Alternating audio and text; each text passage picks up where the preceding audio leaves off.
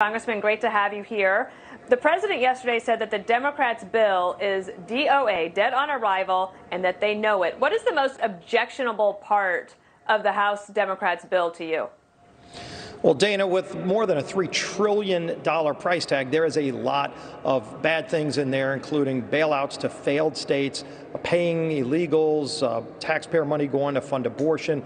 By the way, what does any of that have to do with getting our economy back on track and recovering from this pandemic? And so, we've put a lot of money out there to help businesses stay afloat, to help families be able to pay their mortgage.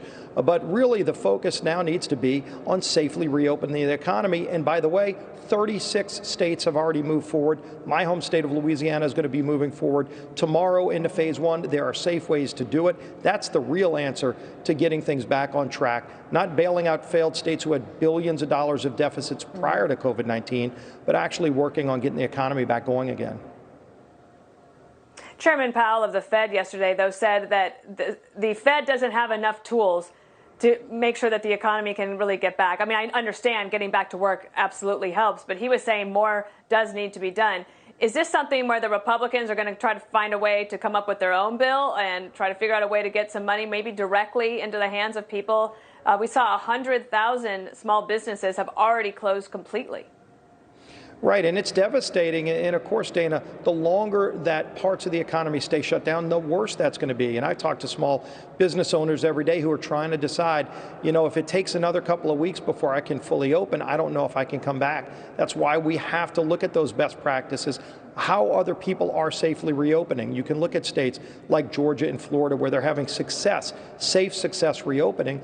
They're not seeing spikes on their hospital system.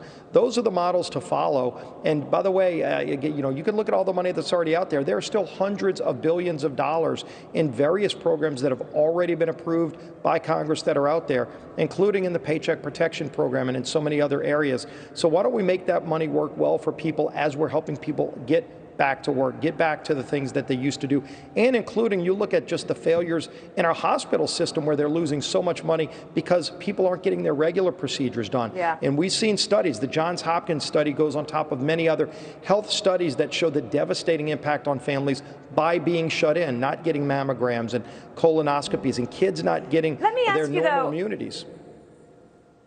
Let me ask you something that feels very political, and I don't always like to talk about politics, but we are in a political year. I know that the Republicans would love to try to win the House back this fall. And here you have the Democrats going to vote on a bill tomorrow. They've only had it for like 3 days. They're going to vote on it tomorrow.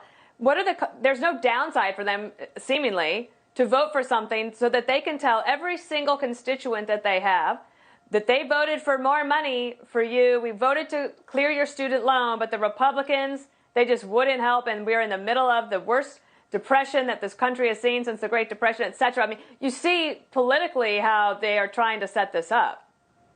Well, and you look at just how that bill was drafted. Nancy Pelosi wrote it in secret in her kitchen in San Francisco. It wasn't written with the help of Republicans. They never reached out to any Republicans in the House, Senate, or the White House. And by the way, if you want to get a bill signed into law, I think we all saw Schoolhouse Rock, it does need to be worked through the entire process. So people are tired of the show votes and these games.